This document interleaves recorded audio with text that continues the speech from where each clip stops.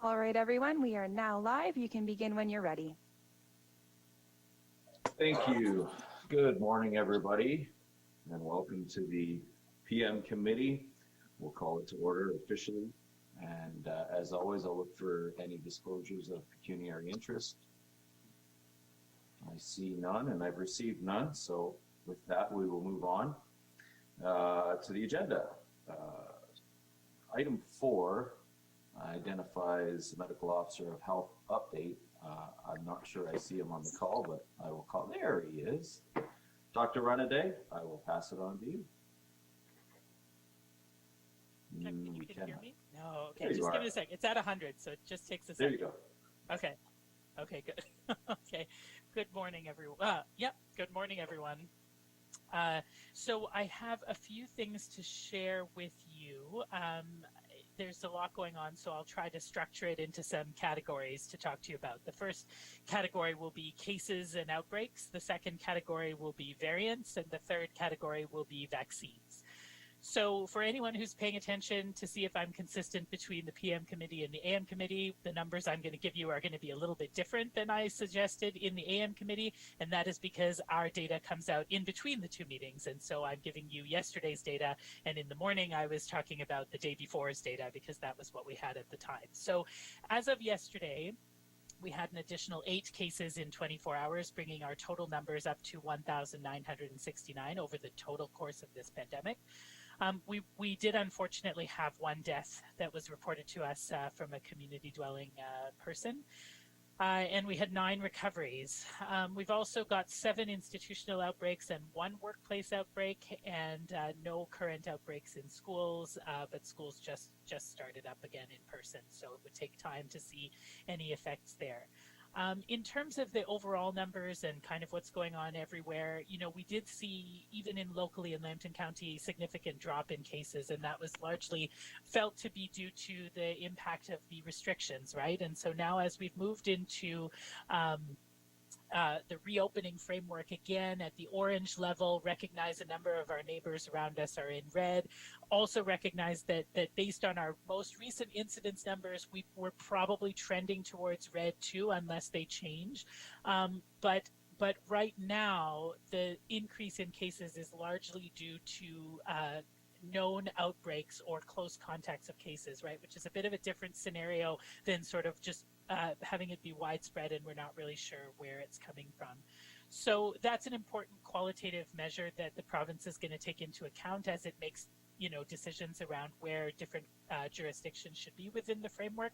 But that's a week-to-week kind of thing that happens. And so later in the week, they'll be looking or revisiting our data and then deciding what announcement would they make close to the end of the week for what will happen the week after. And just, remember that in general, the more spaces and places you open up for people, the more cases you will see.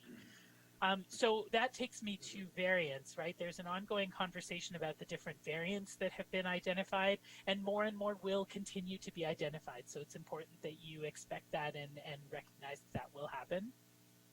The reason for that is because viruses mutate all the time. And so, we had been talking about coronavirus as one thing, COVID-19 as one virus, but in fact it's a virus that has multiple different strains, and that those strains have routinely been circulating and changing in their prevalence, right? So there are 2 important pieces around variants. One is that I think it's important to prep your expectations to say, really, it's only a matter of time before we get some of those variants here, although we have not currently detected any locally. But also then the other side of it is, what is the significance of those variants, right? Just because we have variants, what does that mean? One, all of the things that are effective in terms of preventing non-variant coronavirus disease are effective at preventing variant coronavirus disease, right? So all of the things are the same. Public health measures sort of applied diligently should help to prevent all of the variants just the same. The other piece is, do we think that the variants are of greater concern in terms of severity of disease? Right now, we don't. There's some emerging evidence that some of the variants might have a few more severe impacts, but we're not seeing large impacts of that at the population level or large indications that that's the case. But I will, of course, keep you updated on that. And ultimately, there are discussions around how effective the vaccines are at combating these variants. And so far, the indicators are fairly good about the vaccine's ability to protect or at least provide cross protection because, if this is helpful, the vaccines right now are primarily directed against the little protein on the virus that helps it to attach to your cells. If the virus changes its shape so that that protein doesn't attach as well, it's less it doesn't work as well. It doesn't infect you as well. But minor changes in the shape of the vaccine, of that little protein, should still allow it to be targeted effectively by the antibodies that you make to it. So that's the thinking around why the vaccines are probably fairly protective. And also there's some thinking around if they aren't, do the boosters need to be changed or whatever, but that's a long-term discussion for later, right? So now I'm going to take you into vaccines. So lots of emerging things happening on vaccines. We received a number of doses that were allocated for long-term care home and high-risk retirement home residents, and so those have all been offered to those folks in a series of rounds of going to those places and immunizing. So that's been done. The next batch, there are a few new priority populations. For me, one is the what are called the retirement homes that have not been specifically labeled as high risk, right? Because I think we've all seen our experience in the community is that people who are elderly, who are living in congregate settings, especially in situations where they share a dining space, things like that, right? Those are just as much at risk. So from my perspective, in terms of reducing severity of symptoms, severity of disease, and the population impacts of mortality, we really want to go to those folks as well. So as soon as we get our allocation, we're going to be making sure that also gets done. Although it's not specifically in the next immediate group, I think there is a public health urgency to at least offering the residents of those places vaccines. I think that was part of an earlier promise that we all kind of made, and I think that needs to be kept. So we're going to go forward with that, along with some additional priority groups, healthcare workers and some other subsets, right? So we're planning to get some more vaccines next week and even the week after. The door, I would say, is widening just a little bit in terms of who else we're going to start vaccinating, but still the core priority populations are long-term care and retirement home, and then healthcare workers, and then a few others. As we get more and more vaccines, so you'll notice that the province did bring people over 80 into the phase 1 grouping, and I think that's really reasonable. That's an excellent thing to do. It's evidence-based, but again, it is dependent upon the supply of vaccines. So as we get more and more vaccines, we can start opening it up to those other groups, especially as the province identifies sort of the next immediate priorities. But it's a complicated and evolving discussion. So cases, variants, vaccines, I think I've talked about the things that I needed to share with you, and I'll leave it there. Okay, thank you. I'm going to open it up to questions from the committee, if anyone's got any. Councillor Arnold? Thank you, Mr. Chair. I just had a couple of questions for Dr. Enaday. First was, what percentage of uptake did we have with the long-term care residents? I know it was voluntary. I just wanted to know what the percentage was. And also, where does our First Nations folks fit in? Because I believe it's been shown that they're a more vulnerable group than a lot of the folks. And I'm just wondering where they fit into the vaccination process. Great, good question. So in terms of the coverage or the number of people who did accept the vaccine in terms of long-term care residents, I don't have the exact proportion, but it was incredibly high. So the number of people who decided that they did not want to take the vaccine was something that you could count sort of on your hands compared to the number of vaccines that we gave out, right? So whatever it would be, I would expect it would be in the high 90s, a really, really good percentage. That is consistent with average coverage rates or expected coverage rates based on age. What we find when we ask people who are prepared to take whether or not they're prepared to take the COVID vaccine, it's when you start out at the high age groups, there's a high level of acceptance and willingness, and it sort of gradually decreases as you go down the different age groups. So that's expected but encouraging. In terms of your question about First Nations, so absolutely, First Nations communities, so the elder care institutions on First Nations in First Nations communities were included as part of the I'm losing my words, I'm sorry, as part of the long-term care and high-risk retirement home wave. And so those groups have been offered vaccination, including the staff in those facilities. Now it's a matter of adding adult First Nations populations, and that is in the phase 1 grouping as well. So they are going to be prioritized as well based on just when we get vaccines. And what we're doing right now actually is working with the different First Nations communities to have a delivery model that makes sense to them based on the resources that they have. So if they want one that's supplemented by sort of external support, we're happy to do that. If they want one that's fully sort of internally done and all we do is give them the vaccines, we're happy to do that too, as long as the reporting mechanisms are still there. So yeah, that work is progressing well, I would say. Thank you. Thank you. Any other questions? Councillor Bouchy?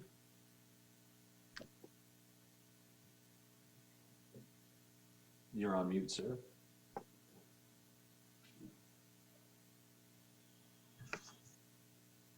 Councillor Bouchy?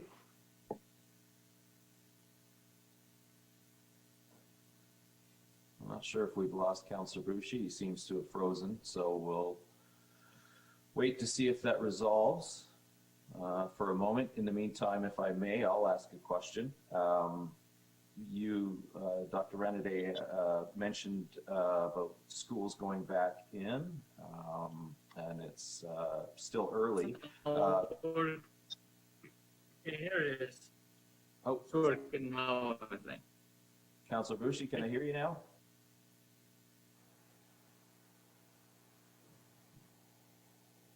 Okay, well, he's still frozen for me, everybody. I'm not sure if that's... No? Oh, he just muted himself. He needs to end his video. Oh. I think he Okay, needs to Councillor stop his Bouchy, why video. don't I ask a question, then I'll come back to you just to see if your signal strength maybe improves, and then we'll try again. So Dr. Renaday, quickly, what, if any, additional safety measures have been put into place for schools? As I mentioned, or as I heard the minister mention something about increased protocols, but I'm curious as to what they might be. Sure. So I'll tell you what I know about this. There are a couple of additional measures that were announced when schools were to reopen. One was the requirement for students who are not exempt from mask wearing to wear masks in grade 1 through grade 3. The other one was a requirement to wear masks in the outdoor settings where physical distancing cannot be maintained. There is a bit of an issue with that in terms of what the WHO says about using masks when you're engaging in physical activity, because the masks get wet and things like that. But having said that, I think the idea is a slightly increased prevalence of masking in those settings for younger age groups and for outdoor settings.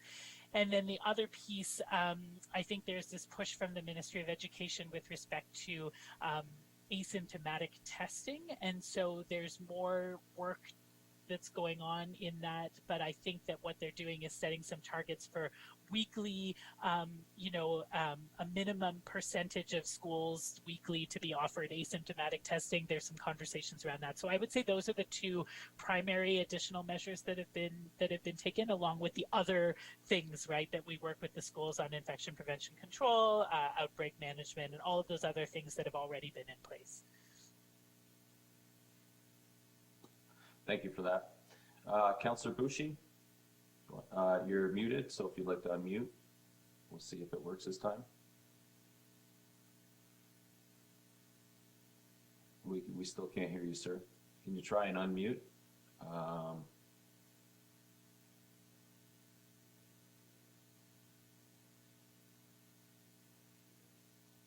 So it's not unmuting for you, Councillor Bouchy? There you are. Am I okay? Yes. I had a lady yesterday call from, she lives on Sandy Lane, very elderly. She lives all by herself, and she's not feeling well. And she was wondering, people like her, why isn't she on a priority list for vaccine? Can you answer that question? Sure. Without knowing more specifics, it's hard to answer that question, but certainly the priorities for phase 1 have already been established by the province, right? And the province did add adults over 80 into that phase 1 approach. But again, the limiting factor here is not having enough vaccines. Okay.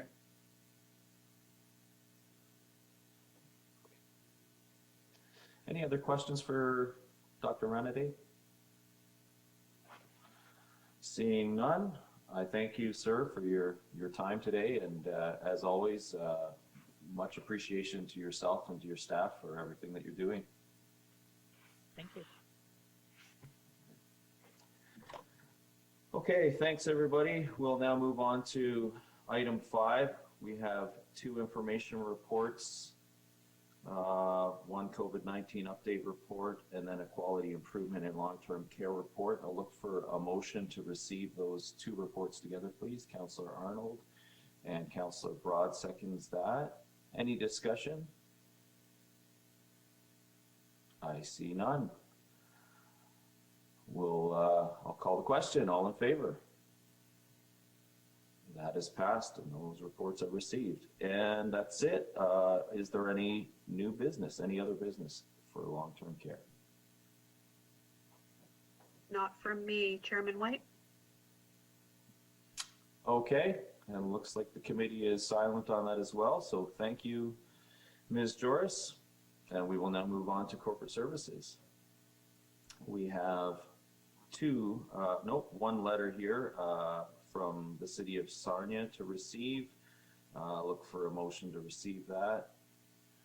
Councillor Stark, Councillor Cook seconds that. Any discussion? Councillor Stark. Yes, Chairman White, thank you. My comment or question is, and I'm not sure who would be in a position to be able to answer this, maybe you can. If the city of Sarnia went ahead and purchased the property, therefore becoming the owner of the said facility, and then they in turn chose to subdivide the property, would the County of Lambton be interested from a affordable housing perspective in securing the south campus of that property? Well, certainly that would be a great discussion for this committee. I would also ask and I'd be interested personally, Mr. Tifo, would there be any interest from a corporate perspective that currently fits the plan? Yeah, I think it would warrant further discussions, of course, subject to dollars and funding availability. And that's pretty much all I can say. Ms. Colasanti is responsible, part of the group that manages and operates our affordable housing. And if she's got additional comments on that, I'll turn it over to her. Stefan, through you, Councillor White. Just a quick comment. I would say we're always interested in building new affordable housing. I think certainly through COVID, we've seen that we have a large population of homeless individuals living within the County of Lambton. As well, we have a huge shortage of affordable housing. So we're always interested. Of course, that's going to be determined by the wishes of council, as well as we would need to look for both provincial and federal funding to assist us. But if we would receive funding, absolutely we would be interested. Follow up, Councillor Stark? Yes, in the course of the report, in the earlier section, there was, or actually might have been in a later section, there was some discussion about a previous private entrepreneur or a group of private entrepreneurs who had suggested interest in that property. Has that just died a natural death, or is that party still interested in pursuing, again, under the scenario that I put forward? Mr. Tifo? Yep, no, good question. In terms of the scenario you put forward, in terms of the sort of combination of affordable housing with private sector, potential private sector investment, there was not much interest in that sort of combination. And we reported that back to council in January of 2020. Now, in terms of that third party's continuing interest in those facilities in that building, we're not privy to any of those discussions, so we'd all be speculating at this point in time where they stand. All I can say is that we've had a discussion, which included the City of Sarnia folks, with the current property owner, and we understand that that property will be posted for general sale in accordance with their rules fairly shortly in the coming weeks. And we've committed amongst the three of us to keep open lines of communications in terms of the potential future of that property. So, and just to clarify, Mr. Tifo, for the three of us, you're referring to the county, the city, and the school board, correct? That's correct. Okay, thank you. Any further, Councillor Broad and then Councillor Cook? Thank you, Brian. I guess my question is, we've discussed this 2 times in closed session, and now all of a sudden it's being brought out into open session. How do we have a conversation in open session without jeopardizing what was referred to in the closed session on a couple different occasions? I guess I'm just a little confused here why this isn't being brought back into closed session so we can continue our discussion, because right now I'd be very cautious of wanting to talk about it at all, because I might bring something out that was discussed in closed session. Just a question maybe for Stefan or whomever wants to handle that. Thanks, Brian. It's a great question. Thank you. Yeah, no, very good. Thank you. In terms of the closed session piece, we were dealing specifically with an agreement with another party that had asked that that agreement remain confidential. But in terms of the overall policy of that follows the City of Sarnia's request over the SCITS property in question. I mean, that discussion could certainly take place in open session.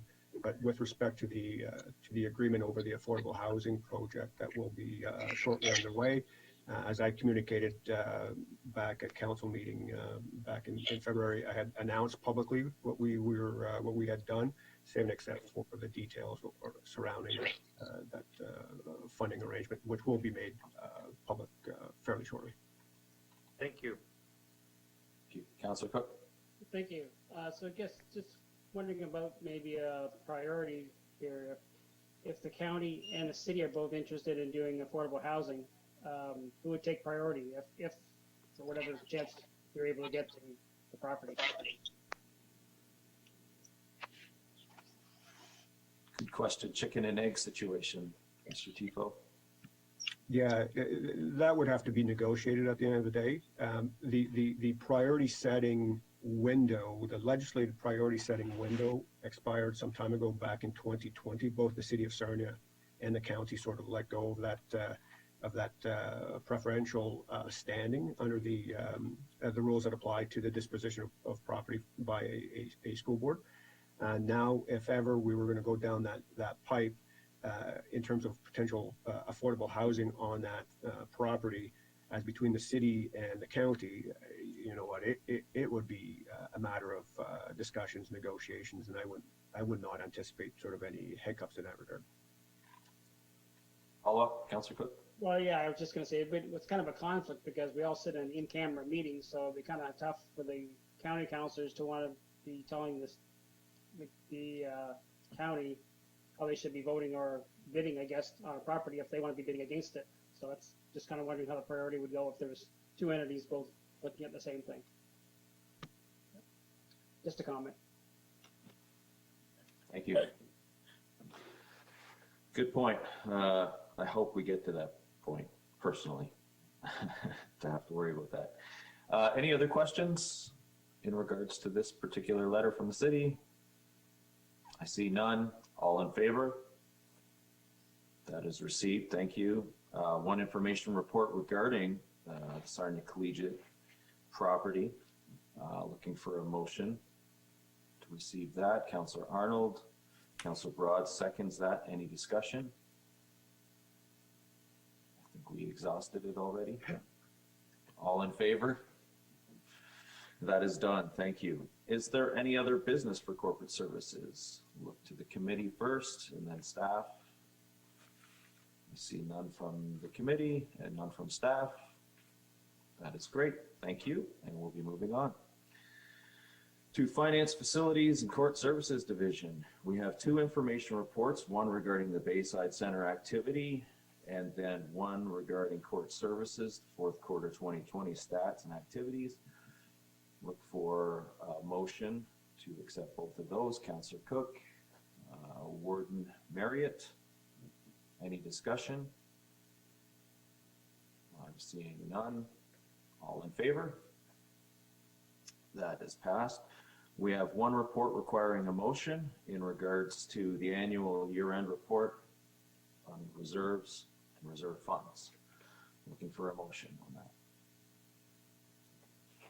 Councillor Arnold moves the recommendation. Councillor Broad seconds that. Any discussion? Councillor Stark. Yes, and this would go to Mr. Pelarchio, I believe, if he's still available. The question relates to page 26 in the conclusions, and within the body of the conclusions, it talks about where we rank as a county versus other upper tier counties or groups. And it talks about us being at a 55.9% rating or ratio as it relates to the competitors, we'll call them. And my question is, should we be trying to be within the top quartile ranking, or maybe better stated is, where do you think we should be? And then when you talked during your presentation on budget, you indicated that we would be ultimately ending up at approximately $48.5 million of reserves. And would that be your recommendation, or I recognize that that's your forecast.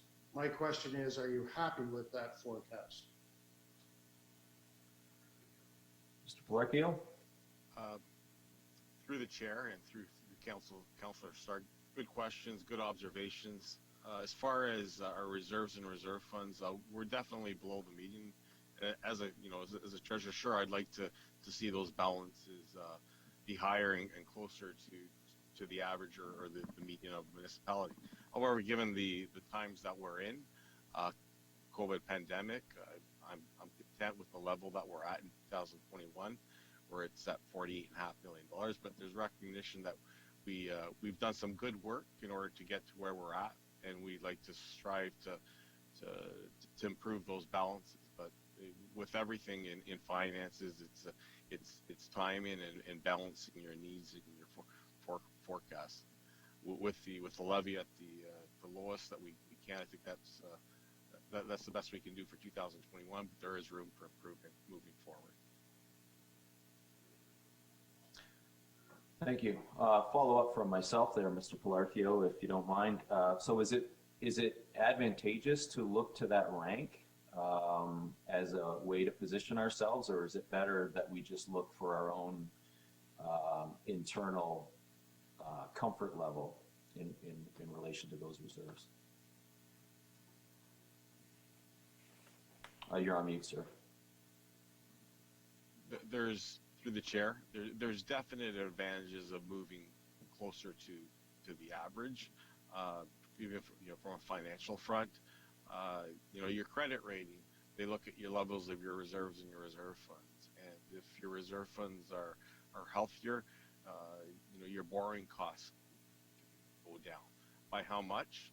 It really depends on what those rates are for that given time period. There are some there's definitely benefits with having healthier reserve funds, whether you're dealing with a stimulus program or liquidity issues definitely helped us out as well during the pandemic, where we basically deferred installments for our neighboring local municipalities. Thank you. Any further questions? Councillor Arnold. Thank you, Chair Brian. Just a comment in regard to the reserve funds. And, you know, we listened to, in regards to our long-term care homes and the work that's going to have to be done there, possibly a new build, and we're looking at 40, 60, 80 million dollars at the time. And, you know, it behooves us at some point in the near future to start putting in a reserve fund just specifically for that new build. And I don't believe it's identified anywhere, Mr. Chairman, on our reserve sheet, but I think we're going to be prudent. We need to start saving up for that as well. And I know we're looking at the Bayside Center, and I thought that was a very good suggestion and recommendation, of course, from staff. But I think on the long-term care, we're really going to have to start upping our game to put money aside for that. And you know, it's not going to be a popular thing if we have to add to our tax roll to do that. But, and I know 2021 is going to be very difficult, and maybe by 22 we'll know better where the province is going to end up with cutting out the transfer grants and that sort of thing. But eventually we're going to have to really bite hard on moving forward with having money set aside. Thank you for that comment, Councillor Arnold, and I couldn't agree more. I think it's time for us to really start planning long-term for some of these assets. Councillor Cook, and then I believe Councillor Broad also had your hand up, but I'll check in with you after Councillor Cook. Thank you, Chair. Yeah, so just following up the comments, you know, right now we are funding our TCAs, and that would give us, you know, it's giving us something to work forward to. Should we be going a percentage higher than that, or should we be looking at a percentage over and above? Or are we going on a austerity program for a few years and not spend some of those reserve dollars to kind of build up our reserves? I agree with Councillor Arnold. You know, the long-term care is something that we've got to be thinking hard and fast about. So maybe that's something the Treasurer would mull over and come back and say we should be looking at, you know, XYZ points or whatever going forward to start putting towards a future reserve fund. Thank you. Thank you. Would certainly entertain a motion if anyone wishes, either at this meeting or next. Councillor Stark. Well, I don't want to intervene on Councillor Broad's opportunity. I'll wait for his comments and then I'll make a comment. Okay, Councillor Broad. Yes, thanks, Chairman White. I'm just looking for another business so we can continue this conversation here, and then if the other business have a comment. Thank you, sir. Okay, Councillor Stark.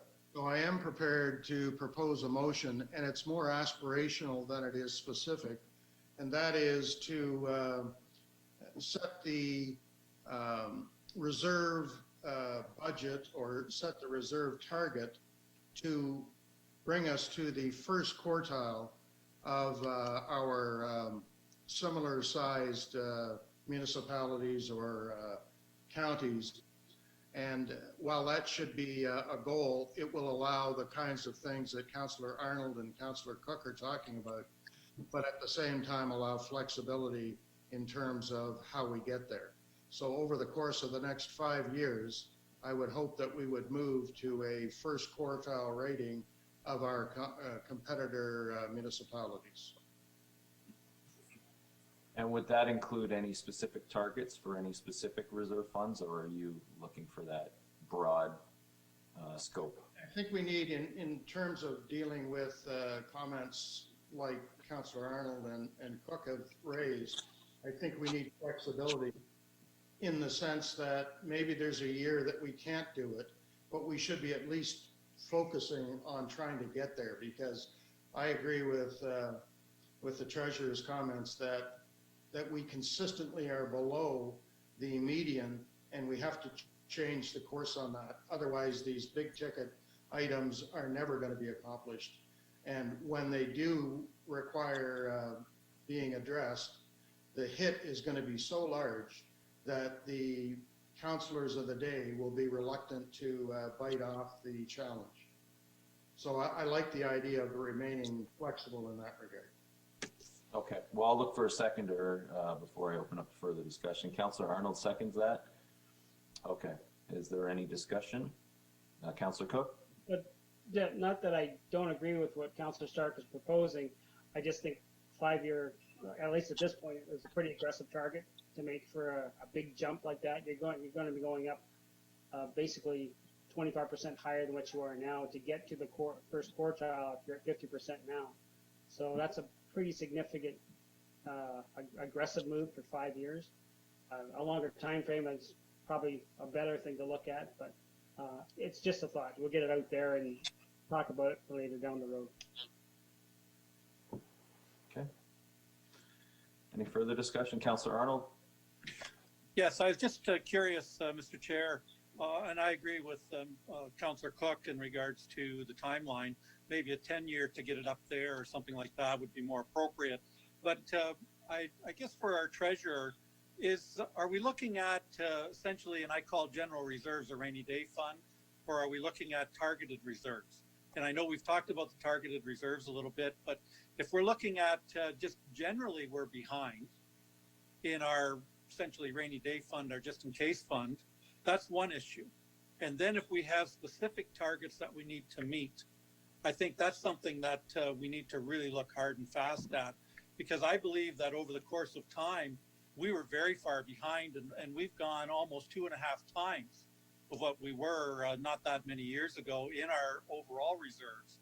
But I guess my comment or my question would be, should we be looking at the essentially a just in case fund, or does that incorporate everything as Councillor Stark was alluding to when he talked about making it very flexible? And I guess I'd just like to hear what our treasurer had to say.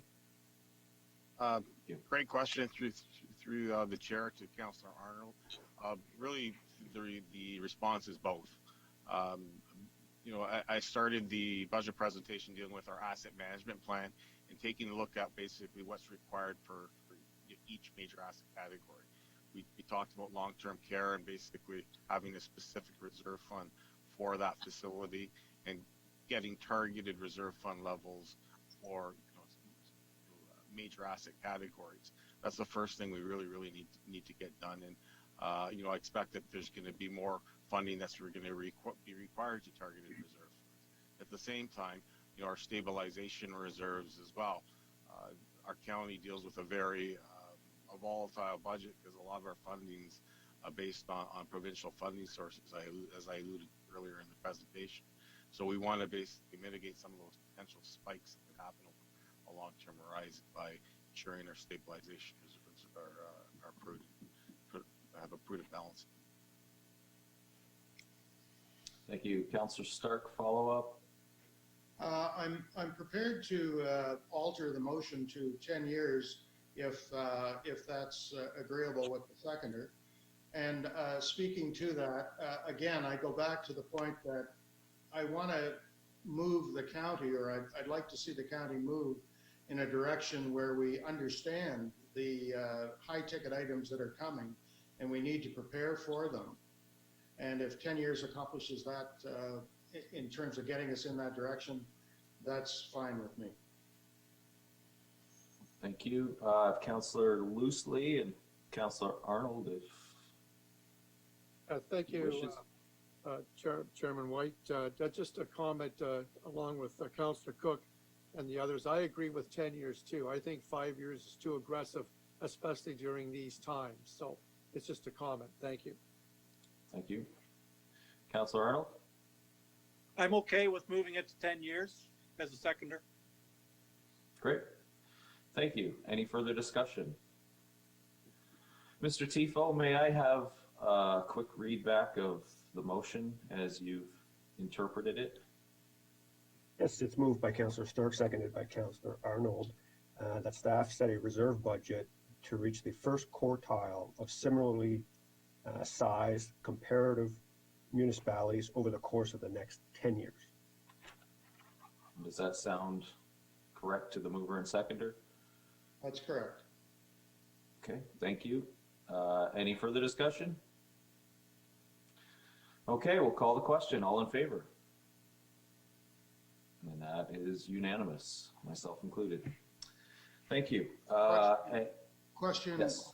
in that regard, Chair. that recommendation, or would the motion be presented at this budget, or, like, I'm not sure how the business procedure of presenting the budget occurs. Would the other councilors be aware of this direction when we get to March the 3rd? I believe this would have to go to county council first and then be moved on to the following budget in 2022. Mr. Tifo, is that correct? Sorry, you're on mute, sir. That's correct. It'll make its way to the March 3rd agenda for full county council review, debate, and direction. In terms of the, let's call it the cash basis budget budget amendments, it'll likely be in the 2022.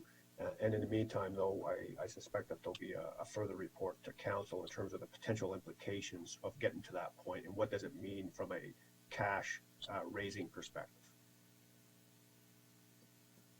Thank you. Councilor Stark? I don't think there's enough time to impose this direction on the coming budget, but rather give a direction for the following budget. That's correct. Okay. Thank you. Great aspirational motion. Appreciated. I believe Councilor Broad had something for other business, and then Councilor Arnold. Thanks, Chairman White. Through Mr. Prolarchio, question. We've got a big ask there coming from the Blue Water Help. And my question is, I know at the local level, we ask some financial questions to understand the need of what's required. And my question to them is, do we require that? Like there's a couple foundations involved. It would be nice to know their reserves. We're just talking about reserves ourselves here and how we need significantly more money in them. When somebody comes for an ask of that value, do we get that information where we can see what their assets are and what their reserves are? They have a couple foundations, like I said, that's involved also.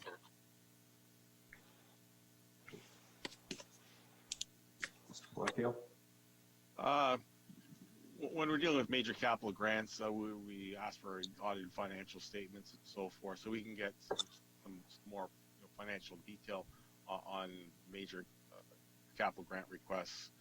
But generally speaking, these are major items in your budget. You're close to $1 million of asks that are dedicated towards capital grants right now. But as part of the review, we definitely can ask for whatever we need to ask for in order to make an educated decision on whether we want to pursue our levy dollars towards those causes. So it's part of the review process. And, but we do know, like in the public health sector, the health sector, and the education sector, just like the municipal sector, there's funding challenges that are there, and I think that's why you're getting these big organizations coming to the county in order to fund the services that they require. Follow up, Councilor Broad? Yeah, and I appreciate that. There's funding problems we know in every sector, right? That still doesn't mean that we have to give them the money to rob Peter to pay Paul either. We just went through our reserves there. We show significant deficiencies there, and it would be nice to know they've commented they needed $50 million over the next 10 years. Do they have 30 million in the reserves for that? Do they have 40? What do they have there? And I guess what the true need is, as we all know, and as you alluded to, there are significant requirements, and I don't care what sector it is that requires money. So I just think it would make easier to make a more informed decision on that process. Thank you. Councilor Arnold, did you have something further? Yes, thank you, Chair Brian. I'm just wondering, and maybe I've missed it, but could we get a listing of all the long-term capital projects that will need financing for the next 5 to 10 years? Could we get a spreadsheet put together for that, or is there already one in place and I just, my memory's not good enough to remember where it is? We definitely can provide something for the March 3rd, the budget meeting, just what our major capital grants are. I put the items together in our 2021 budget presentation document. But if you want a long-term financial planning outlook, we could look at that as well. Thank you. Follow-up, Councillor Arnold? Yeah, I'm in no hurry to see this. I think that it goes along with the motion that Councillor Stark made in regards to going forward. And sometime after budget process is more than adequate for myself. And unless there's a feeling that it might be beneficial for going into our budget deliberations, especially when we look at other commitments. Maybe it works out better to have that for March the 3rd. I'll take my comment back, Mr. Chair. So let the treasurer bring it forward on March the 3rd. That'd be good. Okay. Thank you, sir. And Mr. Polarkio, you're okay with that? Don't need a motion or anything for that. You happy to bring something back as an information document? Thank you. Thank you for that. All right. Any other new business for finance, facilities, and court services? Seeing none, we'll be moving on. Thank you, Mr. Polarkio. We'll be moving on to social services. We have four information reports here. Ontario Works caseload, changes to childcare funding, 10-year capital asset management and funding plan, and housing services comparative stats. I'll look for a motion to receive all four, please. Councillor Boucher, Councillor Ferguson seconds that. Any discussion on any of those items? Seeing none, I'll call the question. All in favor? And that is passed. Is there any other business for social services? First from the committee. Seeing none from staff. Ms. Colasanti? I don't actually have anything to add at this time. Thank you. Great, thank you. And Councillor Arnold? Chair White, I'm sorry. I was wondering if we had any indication that there are other folks that are coming from other communities that are entering into our social services programming at this time, or if it's pretty well static and everybody's staying within their own geographical area. Great question, Ms. Colasanti. Through you, Chairperson White, Councillor Arnold. We have a very strict diversion process for people entering into our shelter system. So we review where they've slept the night before and where they've entered from. Several weeks ago, a few individuals from another community as they closed their shelter, but we were able to reach out to that community and divert the individuals back. So I would say the majority of people within Sarnia-Lambton are from the community. Okay, thank you. Thank you.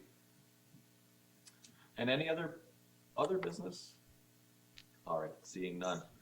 We'll be moving on. There is no in-camera report. And with that, I see Mr. Tifo. Anything further, sir? Just wanted to correct, I think I mentioned that the motion by Councillor Stark and Councillor Arnold on the 10-year plan to increase our reserves was going to go, those minutes were going to go to our March meeting. The March meeting is budget only. Those minutes will go to the April meeting. Just wanted to clarify that. Thank you for that. Okay, and I will look for a motion to adjourn.